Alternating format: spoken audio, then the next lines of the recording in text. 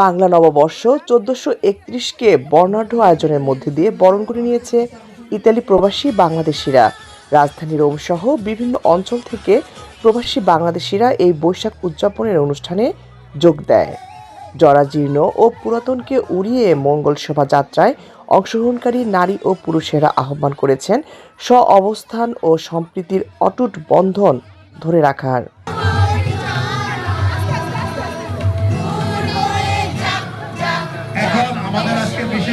এই বৈশাখ আমাদের জাতি ধর্ম দূর করে আজকে আমাদের সহ অবস্থানে দাঁড় করিয়েছে।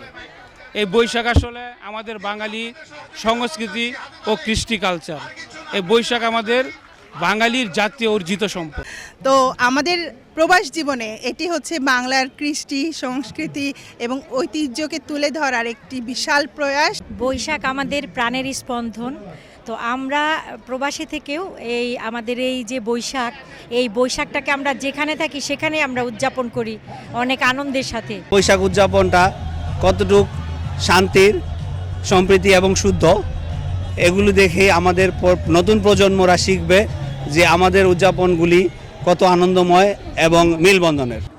এই বৈশাখ উৎসবের প্রধান অতিথি ছিলেন দূতালয়ের প্রধান জসিমউদ্দিন। তিনি এই সংস্কৃতি চর্চার পাশাপাশি দেশের উন্নয়ন ও সমৃদ্ধিতে প্রবাসীদের ভূমিকা রাখার প্রতি গুরুত্ব আরোপ করেন। বছরের নতুন দিনটা যেভাবে স্বাগতম জানিয়েছিলেন আনন্দমুখর পরিবেশে, সারা বছরই আপনারা মিলেমিশে এভাবে আনন্দে থাকবেন এবং দেশের উন্নয়নে সবাই অবদান রাখবেন।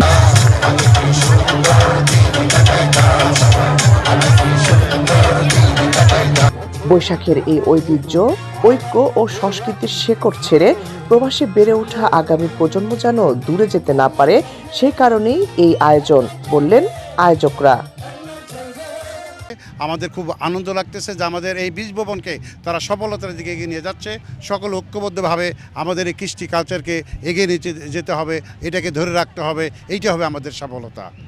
যাতে আমাদের বাচ্চারা যেন বিদেশে এসে যেন আমাদের বাংলাদেশের কালচার বা বাংলাদেশের সংস্কৃতির যেন তারা জানতে পারে, বুঝতে পারে, যেন ভুলে না যায় যারা প্রজন্ম থেকে প্রজন্ম যারা আসবে।